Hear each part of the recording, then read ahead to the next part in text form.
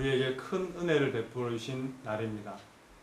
예수님을 이 땅에 보내주셔서 우리의 죄와 허물을 용서하시기 위해서 대신 십자가에 지시고 죽으시고 3일 만에 부활하셔서 모든 죽은 자들 가운데 부활의 첫 열매가 되셔서 우리들에게 부활이 있다는 것을 알려주시고 그 부활로 말미암아 우리가 천국을 바라보고 또 믿음 생활할 수 있도록 우리에게 은혜를 베푸심을 감사하는 우리 주일입니다. 아멘. 찬송가 160장 오늘 부활 주일입니다. 예수님의 부활을 우리가 찬양하면서 기뻐하면서 우리 찬송가 160장 찬양 드리겠습니다. 무덤에 머물러 예수 내 구주 새벽 기다렸네 예수 내 주 원수를 다 이기고 무덤에서 살아나셨네 어두움을 이기시고 나와서 성도와 함께 길이 다스리시네 사셨네 예수 다시 사셨네 헛되이 지키네 예수 내 구주 헛되이 봉하네 예수 내 주 원수를 다 이기고 무덤에서 살아나셨네 어두움을 이기시고 나와서 성도와 함께 길이 다스리시네 사셨네 예수 다시 사셨네 거기 못 가두네 예수 내 구주 우리를 살리네 예수 내 주 원수를 다 이기고 무덤에서 살아나셨네 어두움을 이기시고 나와서 성도와 함께 길이 다스리시네 사셨네 예수 다시 사셨네 아멘 아멘 165장 주님께 영광 다시 사신 주 165장 주님께 영광 다시 사신 주 우리 찬양 드리겠습니다. 주님께 영광 다시 사신 주 사망 권세 모두 이기시었네 흰 옷 입은 전사 돌을 옮겼고 누우셨던 곳은 비어 있었네 주님께 영광 다시 사신 주 사망 권세 모두 이기시었네 부활의 주님 나타나시사 두려움과 의심 물리치셨네 주의 교회 기뻐 찬송하여라 다시 사신 주님 죽음 이겼네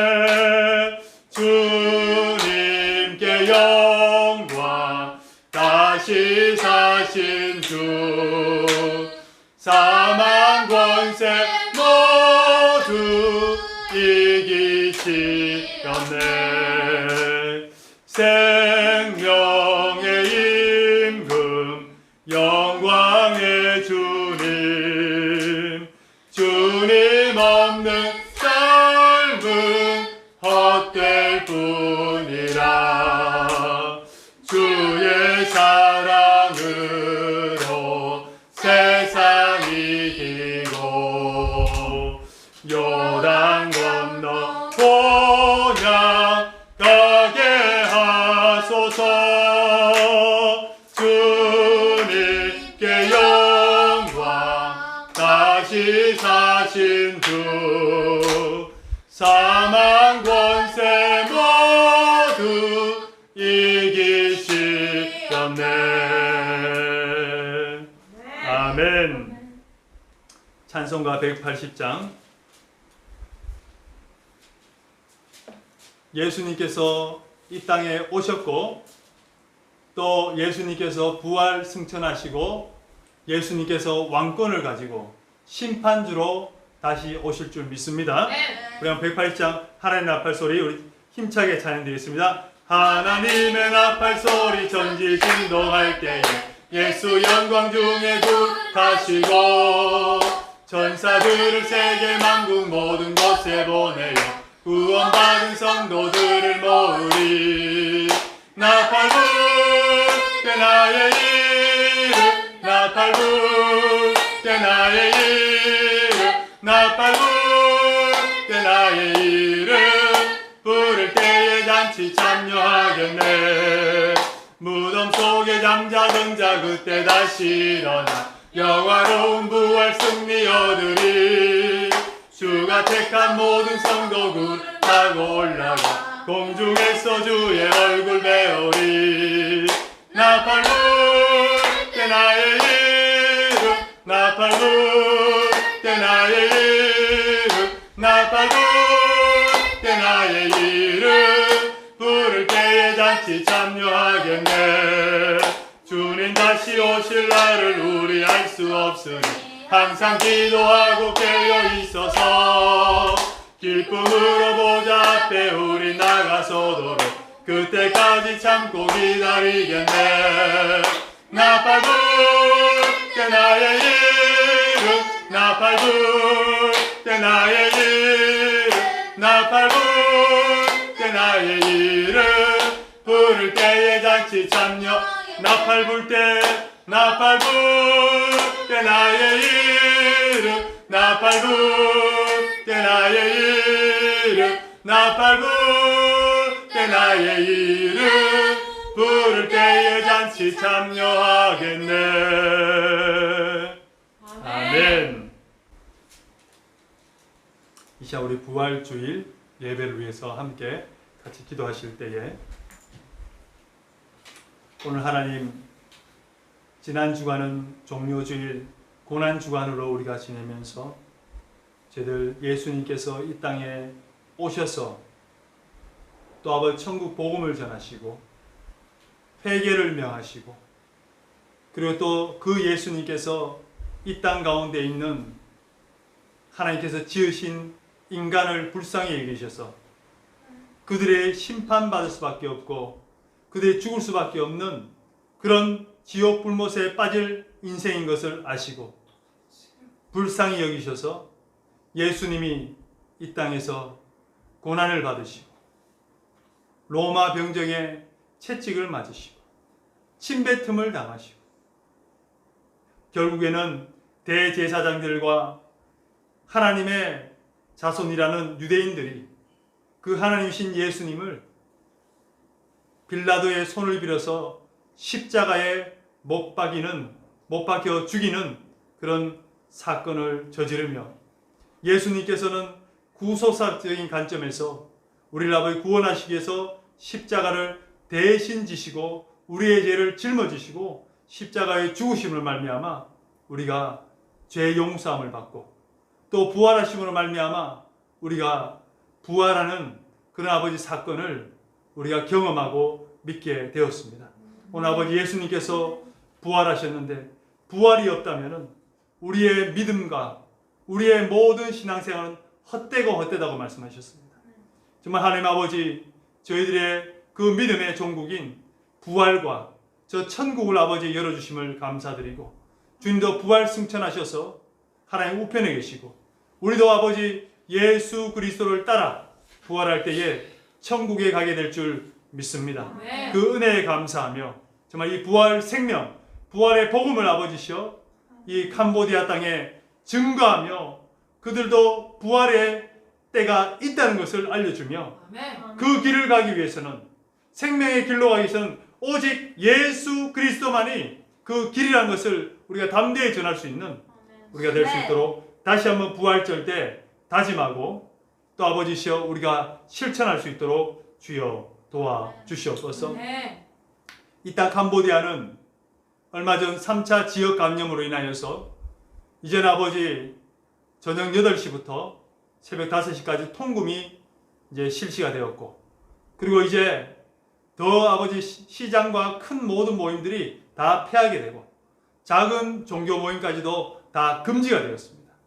이제 아버지 정말 더 아버지 피해가 나오지 않도록, 또 아버지시여 이 때를 정말 신앙을 잃어버리고 예배를 잃어버리는 시간이 아니라 오히려 자발적으로 가정에서 예배를 세우고 예배를 성공시키는 귀한 우리 성도들의 시간들이 될 수 있도록 주여 간섭하여 주시옵소서.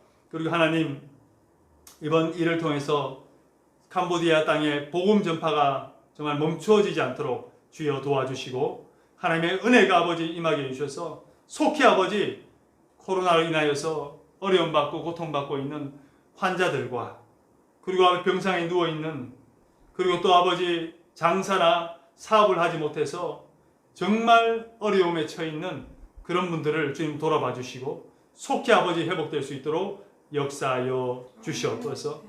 그리고 아버지 오늘 이 부활절, 부활의 의미를 깨닫고 부활이 정말 역사적인 사실이고 우리의 믿음의 근본이고 핵심인 것을 깨닫고 이 부활 소망, 천국 소망을 가지고 우리가 살아갈 때에 정말 사도 바울부터 시작해서 12제자가 그 부활 소망, 천국 소망 때문에 기꺼이 복음을 전파하다가 순교당했던 그 담대함을 가지고 우리도 아버지 그런 담대함을 가지고 복음을 전파할 수 있도록 도와주시옵소서. 우리 한번 주여 한번 부르고 같이 기도로 나가겠습니다.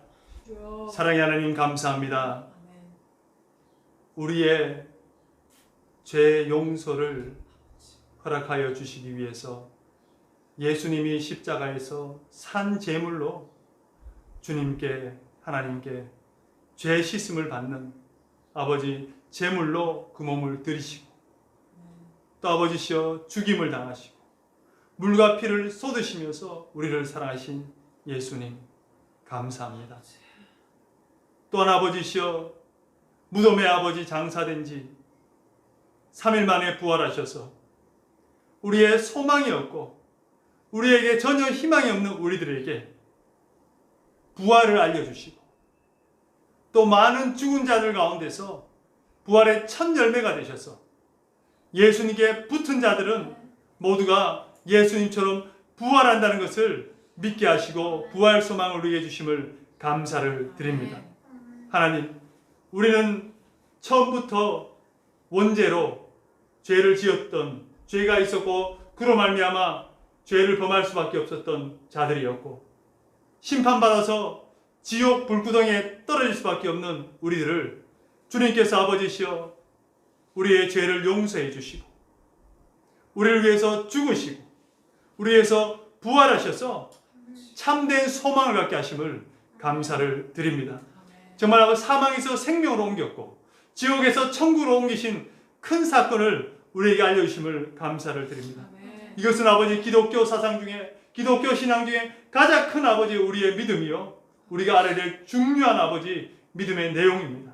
저희가 오늘 담대히 가지고 지금 현재 어렵고 힘들고 고난 가운데 있더라도 아버지 우리가 이 삶이 끝나면 정말 예수 그리스도를 믿고 의지하는 자는 생명의 부활로 천국으로 아버지 인도될 줄 믿사오니 주여 이 믿음 아버지시여 굳게 잡고 아버지여 어떤 일이나 우리에게 처한 모든 아버지 어려움들을 이겨낼 수 있도록 주여 역사하여 주시옵소서. 그래서 아버지 죽었던 우리 삶 가운데의 영역들이 사업이나 가정이나 모든 일들이 이 부활 소망으로 다시 아버지 살아나는 역사가 있게 하여 주시옵소서. 오늘 아버지 우리의 예배가 죽어 있다면 다시 아버지 이번 부활을 통하여서 살아난 역사가 있게 해주시고 성령 충만한 예배가 되게 해주시고 각 가정마다 예배가 살아나게 해주셔서 아버지 비록 지금의 상황이 죽음과 같이 어려운 상황이지만은 예수님의 부활 신앙을 가지고 모두가 부활하는 큰 은혜가 있기를 소망합니다. 우리 아버지 함께 예배는 드리지 못하지만은 각 처소에서 예배드리는 우리 성도님들, 장애인 보금자리주택 가족들, 그리고 아버지 우리가 섬기고 있는 제자훈련 가족들 모두에게 하나님 아버지 부활 소망이 가득가득 찰 수 있도록 도와주시옵소서. 감사합니다. 이 모든 말씀 살아계시는 예수님 이름으로 기도드렸습니다. 아멘. 오늘 우리에게 하나님께 주신 말씀은 오늘 부활주일 하나님께서 우리에게 주신 말씀은 마태복음 28장 1절부터 마지막 절까지입니다. 마태복음 28장 1절부터 20절 말씀까지 다 찾으셨으면 우리가 한 목소리로 합독하도록 하겠습니다. 안식일이 다 지나고 안식 후 첫날이 되려는 새벽에 막달라 마리아와 다른 마리아가 무덤을 보려고 갔더니 큰 지진이 나며 주의 천사가 하늘로부터 내려와 돌을 굴려내고 그 위에 앉았는데 그 형상이 번개 같고 그 옷은 눈같이 희건을 지키던 자들이 그를 무서워하여 떨며 죽은 사람과 같이 되었더라. 천사가 여자에게 말하여 이르되 너희는 무서워하지 말라. 십자가에 못 박히신 예수를 너희가 찾는 줄 내가 아노라. 그가 여기 계시지 않고 그가 말씀하신 대로 살아나셨느니라. 와서 그가 누우셨던 곳을 보라. 또 빨리 가서 그의 제자들에게 이르되 그가 죽은 자 가운데서 살아나셨고 너희보다 먼저 갈릴리로 가시나니 거기서 너희가 배우리라 하라. 보라 내가 너희에게 일렀느니라 하거늘 그 여자들이 무서움과 큰 기쁨으로 빨리 무덤을 떠나 제자들에게 알리려고 다름질할새 예수께서 그들을 만나 이르시되 평안하냐 하시거늘 여자들이 나와 그 발을 붙잡고 경배하니 이에 예수께서 이르시되 무서워하지 말라. 가서 내 형제들에게 갈릴리로 가라 하라. 거기서 나를 보리라 하시니라. 여자들이 갈 때 경비병 중 몇이 성에 들어가 모든 된 일을 대제사장에게 알리니 그들이 장로들과 함께 모여 의논하고 군인들에게 돈을 많이 주며 이르되 너희는 말하여 이를 제자들이 밤에 와서 우리를 살 때에 그를 독시하러 갔다 하라. 만일 이 말이 총독에 들리면 우리가 권하여 너희로 근심하지 않게 하리라 하니 군인들이 돈을 받고 하신 대로 하였으니 이 말은 오늘까지 유대인 가운데 두루 퍼지니라. 11 제자가 갈릴리에 가서 예수께서 지시한 산에 이르러 예수를 배웠고 경배하나 아직도 의심하는 사람들이 있더라. 예수께서 나와 말하시되 하늘과 땅의 모든 권세를 내게 주셨으니 그러므로 너희는 가서 모든 민족을 제자로 삼아 아버지와 아들과 성령의 이름으로 세례를 베풀고 내가 너희에게 분부한 모든 것을 가르쳐 지키게 하라. 볼지어다 내가 세상 끝날까지 너희와 항상 함께 있으리라 하시니라. 아멘. 할렐루야. 아멘. 오늘 하나님께서 우리에게 주신 말씀의 제목은 예수님의 부활은 역사적 사실이요 외쳐야 할 소망입니다. 아멘. 예수님의 부활은 역사적 사실이요 외쳐야 할 소망입니다 라는 제목으로 하나님의 말씀 증거하도록 하겠습니다. 지난 주간은 예수님께서 우리의 죄를 위해서 십자가에 고난당하시고 못 박혀 죽으신 그것을 기념하며 함께 동참하는 고난주간이었습니다. 저희 가족은 고난주간 동안 저녁 한 끼 금식과 함께 현재 코로나로 인해서 고통받고 있는 한국교회와 그리고 캄보디아와 또 세계 여러 나라의 그런 상황을 보면서 매일 30분간 통성으로 하나님께 기도를 올려드리는 의미 있는 시간을 가졌습니다. 한국에서는 부활절과 함께 생각나는 것인데 그것은 뭐냐? 삶은 달걀입니다. 어떤 사람은 부활은 생명이 다시 살아나는 것인데 왜 살아있는 달걀을 삶아서 죽이느냐? 그러면 부활을 하지 못하고 오히려 죽음을 상징한 것이 아니냐라고 하면서 비아냥거리기도 합니다. 여러분, 삶은 달걀에 대한 참고할 만한 이야기가 있습니다. 로잘린이라는 농토가 많고 큰 저택에 살고 독실한 신앙생활을 하고 있는 그 가족들이 있었습니다. 그런데 한날은 로잘린이 국가의 부름을 받아서 십자군 전쟁에 참여하게 됩니다. 그 로잘린이 십자군 전쟁에 나가 있는 동안 그 마을에는 이 불황자들이 폭동을 일으켰어요.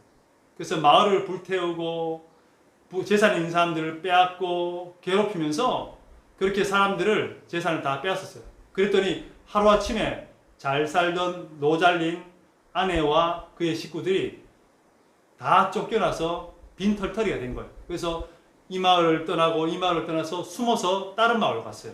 그랬더니 그곳에 잘 사는 농장을 가진 사람을 만났는데 그 사람이 로잘린 부인과 이 자녀들에게 농토를 줬어요. 농장을 하나 줬어요. 그래서 열심히 씨를 뿌리고 열심히 농사를 지었어요. 농사를 짓다 보니까 벌써 세월은 화살처럼 빨리 지나가 버렸어요. 그리고 이들이 농사를 짓고 그리고 농작물을 가꾸면서 어떤 일이 벌어졌냐? 점점 생활이 안정돼 가고 그리고 살만해졌어요.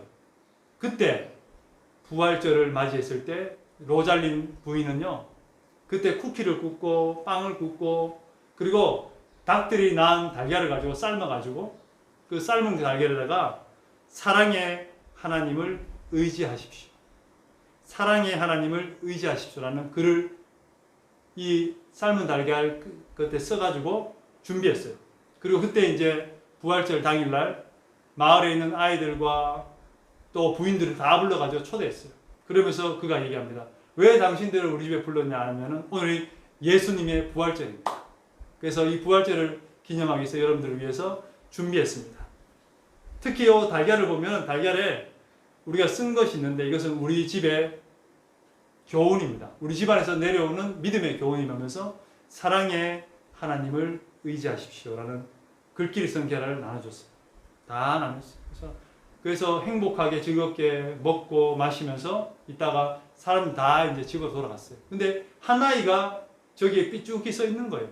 그래서 불러가지고 로잘린 부인이 그에게 달걀을 몇 개를 집어서 줬어요. 그 애가 너무나 기뻐서 언덕을 넘어서 가고 있는데 저기 보니까 어떤 병사가 누더기 옷이 된 병사가 걸어오다가 픽 쓰러진 걸 봤어요. 가가지고 열심히 뛰어가가지고 병사를 보니 병사가 거의 정신이 없는 거예요. 그래서 손으로 이렇게 하니까 그 병사가 배가 고파서 먹을 걸 좀 달라고 해서 그때 로잘린 부인에게 준 삶은 계란을 그 병사에게 나눠줬어요. 그랬더니 그 병사가 계란을 받고 난 뒤에 유심히 계란을 본 거예요. 그래서 그 병사가 그 아이에게 묻습니다. 이거 어디서 났어? 하니까 그 아이가 아니요, 나 훔치지 않았어요. 나 이거 훔친 거 아니에요. 누가 나에게 줘서 어떤 부인이 나에게 줘서 이거 있는 거고 당신이 준 거예요. 그러니까 글귀를 봤더니 이것은 분명히 나의 아내의 글이다. 아내의 글입니다. 그래서 이 아내가 혼자서 자기가 이래서 보면서 사랑의 하나님을 의지하십시오. 사랑의 하나님을 의지하십시오. 중얼중얼거리면서 이 병사가 갑자기 일어나서 쫓아가면서 어디냐니까 저쪽이라니까 집에 쫓아가서 그 아내를 만나고 가족을 만났던 거예요. 할렐루야. 네. 그 남편은요, 옛날 집에 가봤더니 집이 다 불타고 없는 거예요. 그러니까 그 아내와 자식을 찾기 위해서 이리저리 헤맸던 거예요. 근데 그 아내가 쓴 삶은 계란 껍질에 글씨를 보고 아내를 찾게 되었고, 그 이후부터 이 삶은 계란에 글을 써서 부활절을 기념하는 그런 관습이 생긴 거예요. 아멘. 네. 여러분, 오늘은 이 부활절인데, 여러분 부활절은요, 정말 어떻게 보면은 하나님 편에서 보면은 참으로 괴롭고 힘들고, 그리고 예수님은 생각하기도 싫은 그런 사건이었어요. 왜요? 부활절 전에 십자가의 죽으심이 있기 때문에. 여러분, 십자가의 고통이 얼마나 심했냐면은 하나님이신 예수님이, 아들 예수님이 하나님 아버지께 기도한 장면을 보면 압니다. 겟세마네 동산에서 이렇게 얘기하지 않습니까? 아버지요, 아버지요, 이 쓴 잔을 내게서 지나갈 수 있으면 지나가게 해달라 하고 3번이나 기도했어요. 왜요? 너무나 십자가의 고통이, 또 하나님과의 단절되는 고통이 너무나 힘들었기 때문에. 그래서 그 기도할 정도로 힘들었죠. 그리고 또 예수님이 십자가를 지면서 당했던 그 고난들 보십시오. 예수님의 제자들이 예수님과 함께 있다가 예수님 절대 혼자 죽지 않을 겁니다. 우리도 중대에 따라갈 겁니다.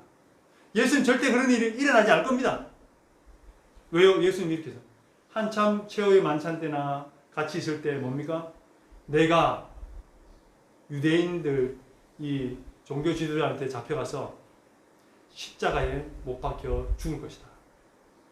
그리고 3일 만에 부활할 것이다. 라고 계속 얘기했었거든요. 그때마다 제자들은 놀랐어요. 제자들은 그 믿고 싶지도 않았고 듣고 싶지도 않았어요. 근데 예수님 그걸 미리 알고 있었는 거죠. 얼마나 힘들겠어요. 여러분, 그 큰 죄를 짓고 감옥에 가는 사람 중에 이런 사람도 있어요. 사형 선고를 받은 사람이 있어요. 이 사람은 감옥에 있다가 언제 때가 되면은 사형 선고를 받아요. 근데 사형 선고가 준비된 사람은요, 감옥에서 불안해요. 내가 언제 죽을지 모르는 거예요. 옆방에서 문이 철커덕 열리면요, 간이 툭 떨어지는 거예요. 오늘 내가 죽는 날인가. 너무 힘든 시간을 보내요. 근데 예수님은 십자가에서 고통당하시는 것까지 다 하시면서 그렇게 사역을 했다는 게 얼마나 힘들까요? 그런데 실제적으로 십자가를 주기 위해서 올라가실 때 어땠나요? 제자들에게 다 외면을 당하고, 심지어는 시몬 베드로가 그 대제사장 뜰에 있을 때에 너 예수님, 저 예수, 이단에 계속 예수 같이 다니는 사람 아니야? 그러니까 아니다. 나는 아니다. 난 저런 사람 모른다 하고 부인하고 저주하고 욕을 했어요. 그런데 예수님과 베드로가 눈이 마주쳤어요. 그 베드로는 통곡을 하면서 예수님께 쫓아갔냐? 아니요, 도망갔어요. 예수님이 철저히 외면당하고 배신당했어요. 그리고 로마 법정에 가서도 어떻게 됩니까? 죄에 있지도 않은 예수님이, 그리고 로마의 이 총독이었던 누굽니까? 총독 빌라도가 이 사람은 죄가 없다고 얘기했는데도 종교 지도자들이 죄 죽여주셔서 바나바를 살리고 살인자 바나바를 살리고 죽이셔 해서 분란이라니까.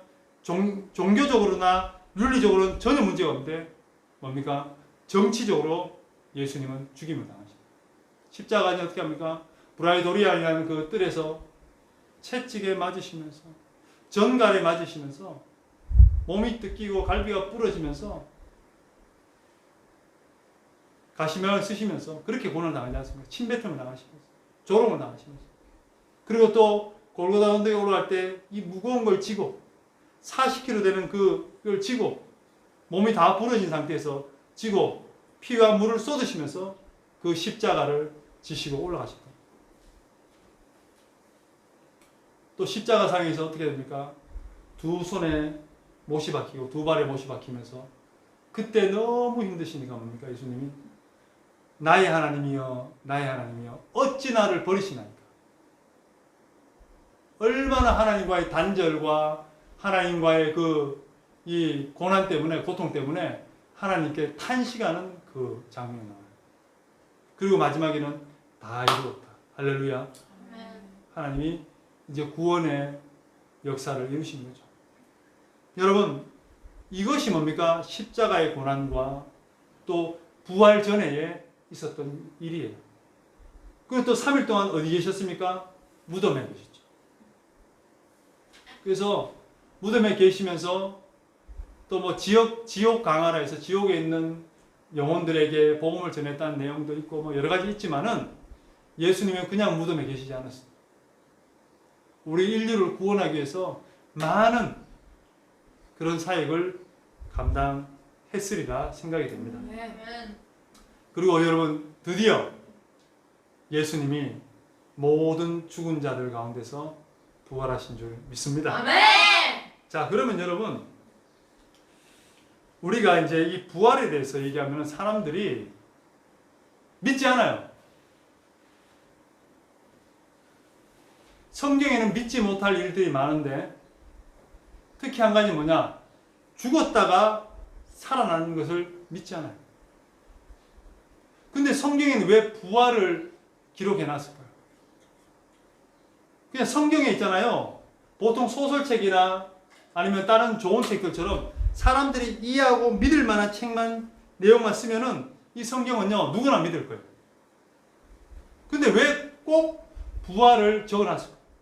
부활의 이 사건을 기록해 놓고 이 부활의 사건이 그만큼 기독교 신앙에 중요하다고 얘기하고 있을까요? 우리 그걸 알아야 됩니다. 그리고 왜 부활의 내용을 굳이 성경에 기록해서 사람들이 성경을 믿지 못하게 만들까요? 자, 오늘 본문에 보면은 예수님께서 십자가에 못 박혀 죽으시고 장사된 지 3일 만에 부활하셔서 이제 그 안식 후 첫날 새벽에 막달라 마리아와 다른 마리아가 예수님이 장사하신 무덤에 올라갔어요. 왜? 예수님을 이렇게 어떻게 되셨나 궁금하기도 하고 예수님을 장사하기 위해서 안식이 다음 날이니까 장사하기 위해서 그렇게 했어요. 그런데 왔더니 큰 지진이 일어나고 하늘로부터 천사가 내려와서 무덤 입구에 막은 큰 돌을 옮기고 그 위에 앉아 있었어요. 그랬더니 그 무덤을 지키고 있었던 군인들이 그 광경을 보고 다 떨면서 죽은 자 같이 돼요. 얼마나 놀랐으면 죽은 자. 이게 우는 거예요. 그때 천사가 무덤에 온 여자들에게 예수님은 이 무덤에 계시지 않고 말씀하신 대로 살아나셨고 그리고 빨리 제자들에게 예수께서 죽은 자 가운데서 살아나셨다는 것을 증거하라고 얘기했고 제자보다 먼저 갈릴리에 가 계신다는 것을 말씀해 주셨습니다. 이 여자를 막달라 마리아, 다른 마리아는 무서움과 기쁨으로 제자들에게 빨리 달려갔고 그때 예수께서 이 여자에게 나타나시고 갈릴리에서 제자들을 볼 것을 얘기하십니다. 여러분 무덤에 지키고 있던 경비병들은 그 광경을 다 목도하고 지켜보고 난 뒤에 일부가 몇 명이 가서 대제사장이 알려줬어요. 그때 그것을 들었던 대제사장이 어떻게 합니까? 큰 돈을 그들에게 주고 너희들에게 로마 총독에게 너희들에게 벌을 하라 하지 않을 테니까 걱정하지 말고 우리가 얘기한 대로 제자들이 그 예수님의 시체를 훔쳐갔다. 이렇게 너희들은 얘기해라. 그래서 지금까지 유대인들은 예수님의 부활 사건을 그들을 추정하는 제자들이 예수님의 시체를 훔쳐가서 조작한 사건이라고 지금까지도 믿고 있다고 합니다. 자, 여기서 이제 우리가 알아야 될 것은 죽은 자가 다시 살아난 것이 부활인데 여러분 죽으면 어떻게 될까요? 끝이에요, 끝. 죽으면은 그때부터 뭡니까? 썩기 시작해요. 물이 나기 시작하고 색깔이 바뀌고 몸이 썩기 시작해요. 죽는다는 것은 뭡니까? 뇌가 그 작용을 멈추는 거고 심장이 운동을 멈추는 게 죽음이에요. 그러면 다 우리 몸은요 피와 공기가 통하지 않으면 죽게 되어 있는 거예요. 썩게 되어 있는 거예요. 이게 죽음이에요. 근데 죽고 난 뒤에 부활한다는 것은 우리가 믿을 수가 없는 거죠. 그런데 오늘 성경은 우리에게 부활을 중요하게 말씀하고 있는 줄 믿습니다. 아멘. 성경은 어제나 오늘이나 영원히 동일한 줄 믿습니다. 아멘. 여러분, 그런데 예수를 믿지 않거나 이성적으로 생각하는 사람들을 위해서 우리 한번 이 오늘 사건을 토대로 그들이 이해할 수 있도록 설명하기를 원합니다. 재판정에서 많은 판사와 또 많은 배심원들에게 이 사건이 진짜로 있었다는 것을 증명하는 식으로 우리가 변호사가 돼서 그들에게 예수님의 부활을 변론하고 그들을 증언하는 그런 오늘 시간을 가져보기를 원하는데요. 첫 번째로 여러분, 예수님의 부활은 사실입니다. 왜냐하면 구약 성경에서도 몇 천 년 전부터 예수님께서 십자가를 지시고 죽으실 것과 그리고 3일 만에 부활하실 것을 증언하고 있었습니다. 그리고 또 십자가에 죽으신 당사자인 예수님께서도 이 땅의 공생애의 기간을 지내면서 제자들에게 자기가 십자가에서 죽고 3일 만에 부활할 것을 얘기를 하셨습니다. 여러분, 그것은 얘기할 필요가 없는 거예요. 왜입니까? 제자들은 예수님의 십자가에서 죽는 것과 부활한다는 것에 전혀 관심이 없었어요. 예수님이 정치적인 메시아가 되기를 원하셨고, 예수님이 지금 가난하고 힘들고 헐벗고 있는 이 우리나라, 이 이스라엘 백성들, 유대인들에게 그런 어떤 풍요로움과 또 정치적으로 여러 가지로 경제적으로 풍요로움을 안겨주는 메시아가 되기를 소망했어요. 심지어는 예수님께서 빈들에서 5천 명을 먹이고 12광주를 남길 때 그들이 먹고 난 뒤에 어떻게 했습니까? 예수님을 왕으로 세우려고 했어요. 먹는 게 해결된 겁니다. 그 정도로 예수님 제자들과 그 따르는 무리들은요, 예수님이 십자가에서 죽는 것을 결코 원치 않았어요. 좋아하지 않았어요. 근데 예수님은 그들에게 뭡니까? 내가 십자가에서 죽을 것과 부활할 것을 말씀을 하십니다. 아멘. 할렐루야. 아멘. 그리고 여러분, 본인이 그렇게 얘기를 하고 난 뒤에 그가 십자가에서 죽임을 당하신 것과 부활 사건이 실제로 일어났다는 것은 굉장히 신빙성이 있고 개연성이 있다는 것입니다. 아멘. 아멘. 두 번째로요, 예수님께서 죽으시고 아리마다 요셉 무덤에 장사되었을 때에 대제사장과 장로들이 예수님의 시체를 제자들이 훔쳐갈 것을 걱정한 나머지 힘을 다해서 무덤 입구를 막았어요. 그냥 돌이 아니라 큰 돌을 굴려와가지고 입구를 막고 거기다가 뭡니까? 봉인을 했어요. 봉인을 하고 거기에 경비병들을, 군사들을 세워가지고 든든히 지키게 하였습니다. 여러분, 이러면 어떻게 됩니까? 절대로 뭡니까? 예수님의 시체를 가져갈 수 있다 없다? 못 가져가요. 제자리 다 달려붙어도 못 가져가요. 그런데 이 부활 사건을 막기 위해서, 이 부활 사건이 거짓이라는 것을 하기 위해서 그렇게 막았는데도 뭡니까? 무덤에 돌이 굴러나오고 예수님의 시신이 그곳에 있지 않았다. 아멘. 할렐루야. 아멘. 그리고 제자들은요, 그때 예수님이 잡혀갔을 때에 다 도망갔어요. 왜? 자기도 죽을까 봐. 그런 제자들 예수님 시체를 훔쳐간다고요? 있을 수 없는 일이죠. 세 번째로는요, 사건이 일어나면 가장 중요한 게 뭐냐? 현장 보존이에요. 현장 보존. 만약에 강도 사건이 일어나는지 살인 사건이 일어나잖아요. 그러면 현장의 지문과 거기에 살인 도구와 그리고 머리카락과 여러 가지 신체적인 정보를 얻을 수 있는 것과 혈흔, 피에 그 분석을 해가지고 거기에 있었던 사람이 몇 명이었고 어떤 사건이 일어났고 그리고 또 거기에 감식해서 용의자와 살인 용의자를 찾을 수가 있는 것이 현장 보장입니다. 근데 살인 사건이 일어났는데 뭡니까? 청소기로 밀어버리고 하면 어떻게 돼요? 증거를 찾을 수 없는 거예요. 근데 오늘 보니까 현장 보전에 어떤 일이 있냐면은 이 두 여인 막달라 마리아와 다른 마리아가 쫓아갔지만은 무덤을 보지 않았어요. 그죠? 무덤 안에 들어가지 않았어요. 근데 그 얘기를 듣고 누가 쫓아갔냐면은 베드로가 먼저 쫓아갔어요. 베드로가 그 예수님의 부활한 그 현장 어디입니까? 무덤 안이죠. 무덤 안을 봤더니 어떻게 돼 있냐?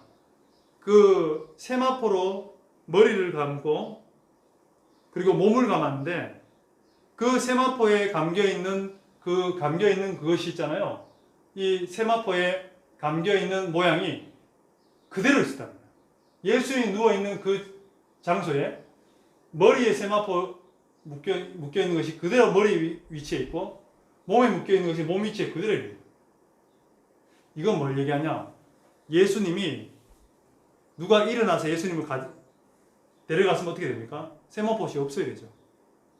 또는 예수님이 그냥 살아나셔가지고 풀고 했다면은 그렇게 있지 않아야 되죠. 뭐냐? 예수님이 어떻게 일어나셨냐면은 세마포 옷을 입고 있는데 공기처럼 그리고 바람처럼 예수님이 그 세마포 옷을 그냥 쑥 뜯고 나오죠. 이 사건이 어떻게 나오냐? 요한복음 20장에 보면 이 사건이 그대로 나와요. 왜?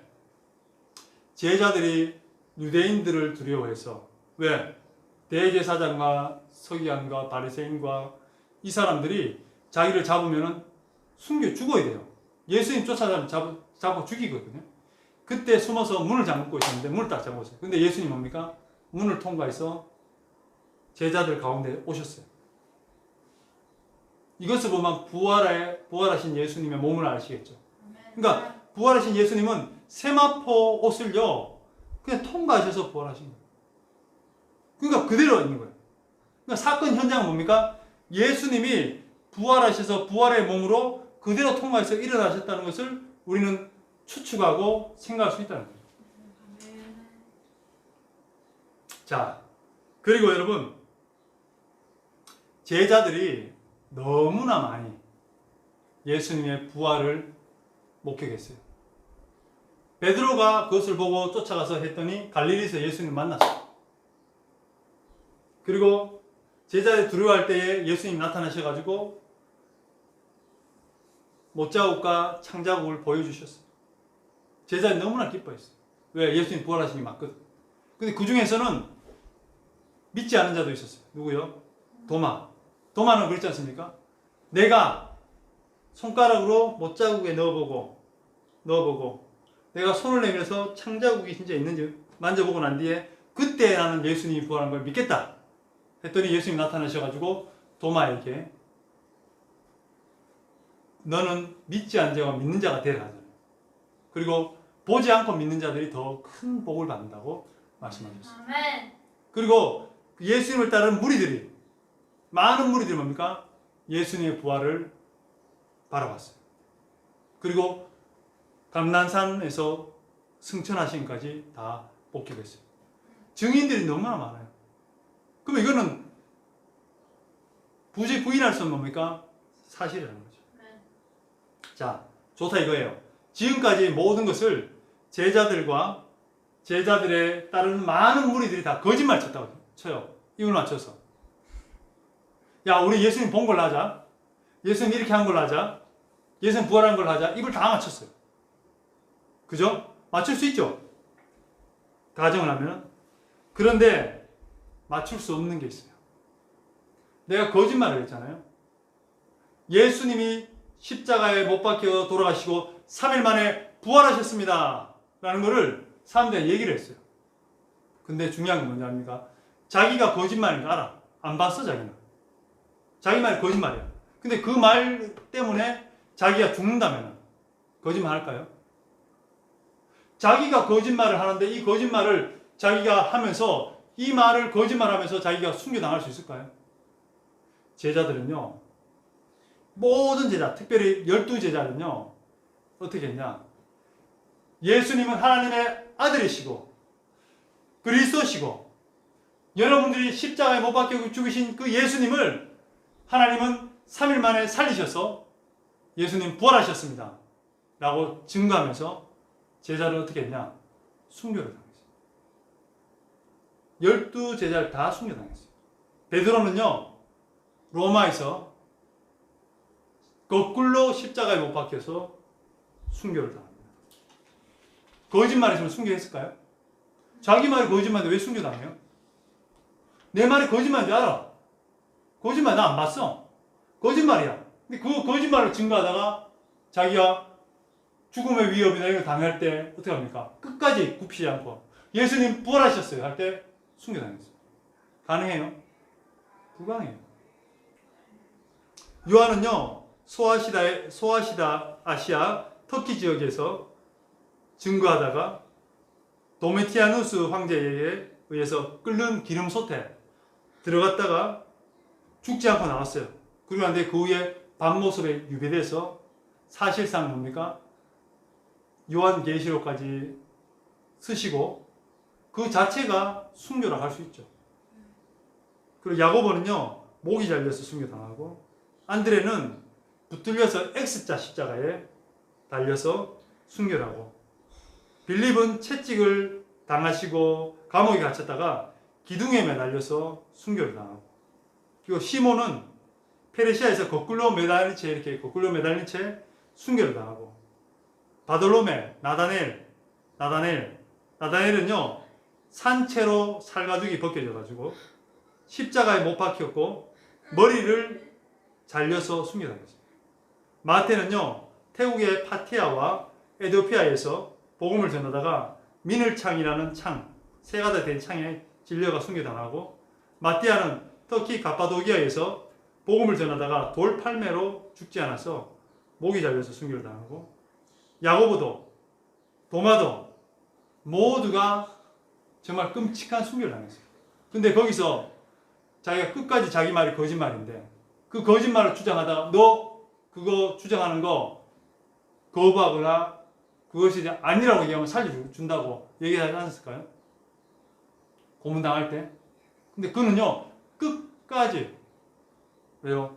예수님의 부활이 사실이고, 그뿐만 아니라 예수님의 부활을 증거하고 예수님의 부활을 믿고 가면 어떻게 합니까? 자기도 예수님이 십자가에서 죽으셨다가 부활한 것처럼 자기도 생명의 부활을 할 걸 확실했기 때문에, 믿었기 때문에 그들은 죽음을 두려워하지 않았다.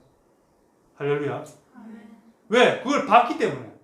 예수님의 십자가의 죽음을 직접 봤고, 예수님이 무덤에서 부활하신 걸 직접 봤고, 그 예수님이 부활해서 하나님 우편에 앉아 계시는 걸 직접 봤기 때문에 그들은요 그 믿음 때문에 죽임을요 전혀 두려워하지 않았어요. 왜?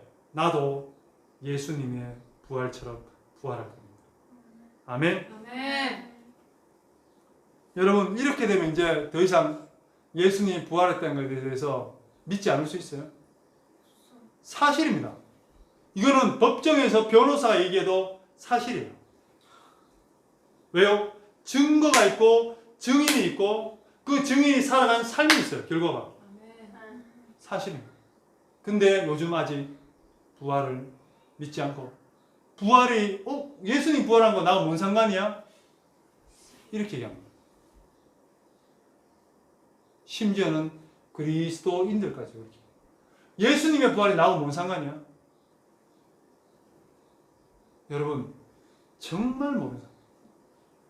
여러분, 성경에 보면 고린도 15장에 보면요, 부활장에 보면 이렇게 나옵니다. 우리가 믿는 것과 우리가 복음 전하는 것과 우리가 그 복음에 살아가는 모든 것이 예수님의 부활했다면 아무 소용이 없대요. 예수님 십자가에 돌아가신 것도 아무 소용이 없어요. 왜? 죽음 이외에 아무것도 없으니까. 근데 우리는 죽으면 반드시 뭡니까? 부활하게 되어 있어요. 아멘. 예수 그리스도를 믿고 예수님이 나의 구주시고 십자가에 못 박혀 돌아가신 것이 나를 위해 돌아가신 것이고, 그 십자가의 그 은혜와 그 사건이 나에게 적용이 되면서 성령으로 말미암아 내가 믿어질 때 난 하나님의 자녀가 되고, 또 성령께서 그것을 담대하게 전하고 믿게 하실 때 그 부활 사건은 나에게 일어난답니다. 아멘. 그래서 예수 그리스도를 믿는 자는 생명의 부활로, 다시 여기서 뭡니까? 천국으로 가게 되고, 예수님이 이렇게 말씀하셨습니다. 내가 먼저 올라가는데, 내가 올라가는 것은 왜 올라가냐? 너희가 살 집을 예배하는 거예요. 너희들이 살 집을 미리 예배하는 거예요. 천국의 집을 예배하는 거예요. 그때 내가 나 있는 곳에 너희도 함께 있게 하기를 원한다고 성경은 말하고 있습니다. 그러니까 여러분, 우리에게는요, 살 집이 있고 생명이 부활이 있고 천국이 있음을 믿습니다. 아멘. 그럼 또 반대로 뭐가 있습니까? 예수님을 알지 못하고 예수님의 십자가의 그 희생과 그 은혜가 나에게 적용되지 않고 성령께서 오셔서 우리에게 믿음을 주지 않는다면 우리는 어떻게 될까요?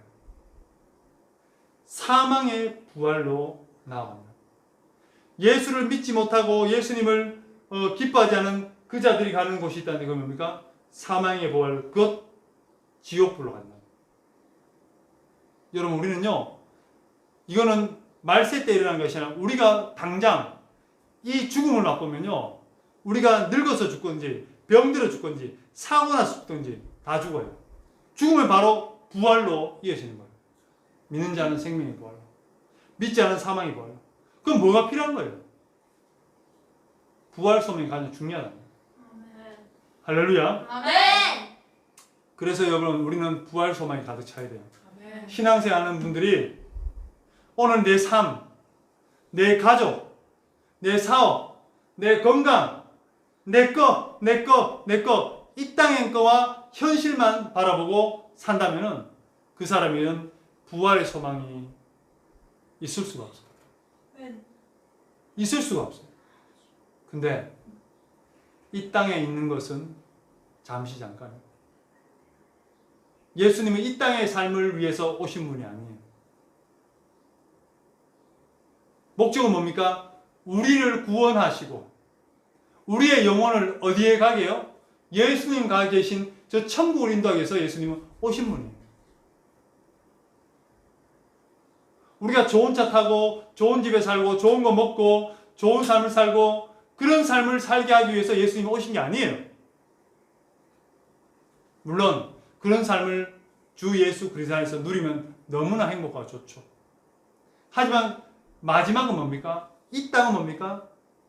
잠시 잠깐 있어야 되고, 요한계시록 뭡니까? 이 땅은 체질과 같이 다 타서 녹아서 없어질 땅이야. 우리의 본향 천국으로 가기 위해서 부활, 생명의 부활로 나아가기 위해서 우리가 오셨다는 거예요. 그거 잊어버리면 안 돼요. 아멘. 그러면요, 부활 소망과 천국에 대한 소망이 가득 차잖아요. 그러면은 선교 사역도 더 열정적으로 할 수 있어요. 믿음 생활도 더 뜨겁게 할 수 있습니다. 아멘. 봉사와 헌신도 더 정말 기쁘게 할 수 있습니다. 아멘. 왜? 남들은 하지 않고, 남들은 헌신하지 않고, 남들은 그렇게 하지 않는데 나는 왜 그래 돼? 남들 안 봐요. 왜? 나, 하나님이, 예수님이 기다리고 계신 저 부활의 때에 하나님을 내가 만난다 생각하면요, 딴 사람 생각 안 해요. 근데 그걸 눈으로 보고 느껴지고 마음으로 생각하는 것대로 사니까 뭡니까? 어느새 모르게 우리의 삶 가운데는 천국이 없는 거예요. 우리의 삶 가운데 부활 때를 준비하지 못하는 거예요. 여러분, 우리 가운데 부활의 소망이 가득 차시기를 소망합니다. 아멘. 그럴 때 예수님의 부활이 오늘 보니까 법적으로, 합법적으로, 또 이성적으로 사실이고 우리의 믿음으로도 수납이 된다면 이제는요, 우리 삶을 어떻게 살아야 되냐? 부활 소망이 가득 찬 채로 살아요. 뭘 해야 되지? 내한테 뭐가 유익하지? 이게 중요합니다. 내가 부활할 때 하나님께 어떠한 인정을 받을 수 있을까? 내가 어떤 상과 멸관을 받을 수 있을까? 그리고 하나님 무엇을 기뻐하실까? 이걸 바라보면요, 그때부터는 내가 가진 것에 대해서 내가 그것을 주장하지 않을 수 있다는 거죠. 내 건데.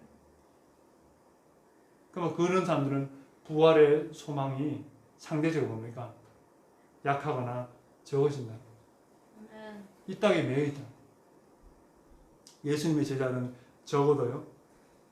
자기 눈으로 예수님 십자가 못 박혀 죽은 걸 봤고, 자기는 예수님 부인했었고, 근데 예수님이 부활해서 찾아오셔서 자기를 만나주셨고, 그 예수님이 살아계심을 확실히 같이 만나주시고, 같이 고기도 생선도 나누고, 또 모든 사람의 본 가운데 하늘로 올리셨다는 것. 그것을 봤던 그 사람들은요, 전혀 문제될 게 없어요. 죽음이 전혀 문제될 게 없었어요. 왜요? 부활의 소망이 가르쳐요. 우리에게 부활의 소망이 가득 차실 소망합니다. 아멘. 우리 지금 하고 있는 모든 것들, 부활의 때하고 관계없다면 소중한 게 아니에요. 내가 가진 물질, 부활의 때하고 관계없다면 그것은 한낱 나의 마음을 뺏고 시간을 뺏는 것이밖에 없어요. 나의 직장, 부활의 때와 관계없다면 그것은 육신을 위해 사는 것이지 영적인 세계를 위해 사는 것이 아닙니다. 내가 좋아하는 것들, 내가 누리는 것들이 부활의 때와 관계없다면 그 사람은 영으로 사는 것이 아니라 육으로 사는 사람밖에 없다. 하지만 하나님은 이 땅에서도 복을 받으시기를 원하시기 때문에 우리가 부활 소망을 가득 찬다면요, 하나님께서는 우리의 이 땅의 삶도 복되고 행복하게 만들어줄 줄 믿습니다. 아멘. 왜? 그 사람의 목표가 뭡니까? 부활할 때. 하나님의 나라와 의가 이 땅에 이루어지기를 원해서 살아가는 사람이기 때문에 그에게는 물질도 하나님 주시고 건강도 주시고 그리고 또 그것을 더 잘할 수 있도록 도와주신 분이신 줄 믿습니다. 아멘. 달란트 비유 보셨죠? 남기는 자들에게는 더 많은 것으로 남기게 하는 거예요. 아멘. 아멘. 우리가 항상 기뻐하고 쉬지 말고 기도하고 범사에 감사해야 될 줄 믿습니다. 아멘. 또 부활에 이걸 증거해야 돼요. 부활을 모르고 부활을 부정하고 부활에서 알지 못하는 그 자들에게 예수님의 부활을 증거해야 돼요. 아멘. 그리고 천국을 준비해야 됩니다. 이 땅에 소망을 두는 사람은 천국을 준비할 수가 없어요. 근데 이 땅에서 천국의 소망을 두는 사람은 이 땅의 삶과 시간들을 천국의 소망을 두고 천국을 준비할 수 있는 사람이 된 줄 믿습니다. 아멘. 기도하겠습니다. 하나님 아버지 감사합니다. 오늘 주님께서 정말 많은 제자들이 예수님을 부인하고 예수님을 떠나고 예수님을 배반했을 때도 예수님이 꿋꿋이 우리를 구원하고 살리시기 위해서 십자가에 못 박혀 죽으시고 3일 만에 부활하셔서 모든 죽은 자들 가운데 정말 부활의 첫 열매가 되심을 감사를 드립니다. 아멘. 이것을 직접 목도하고 경험했던 제자들은 자기의 목숨이 아까운 것도 모르고 그 고통도 고통스럽다고 생각하지 않고 정말 예수님이 우리의 그리스도요 하나님의 아들이요 우리 위해서 십자가를 지시고 죽으셨다가 3일 만에 부활하셨다는 것을 담대히 전하면서 그들은 예수님이 죽으셨던 것처럼 또 생명의 부활로 나아가기 위해서 그들은 정말 장렬하게 정말 거룩하게 순교를 당하셨습니다. 그들이 아버지 참 부활의 소망이 가진 자요 천국의 소망을 둔 사람인 줄 믿습니다. 저희도 그런 삶을 살기를 원합니다. 제자들의 그 믿음을 우리가 갖기를 원하고 예수님의 부활 소망이 가득 차서 이 땅에서 저 천국을 준비하는 우리 성도들 다 될 수 있도록 주여 역사하여 주시옵소서. 감사합니다. 이 모든 말씀 예수님 이름으로 기도드렸습니다. 아멘.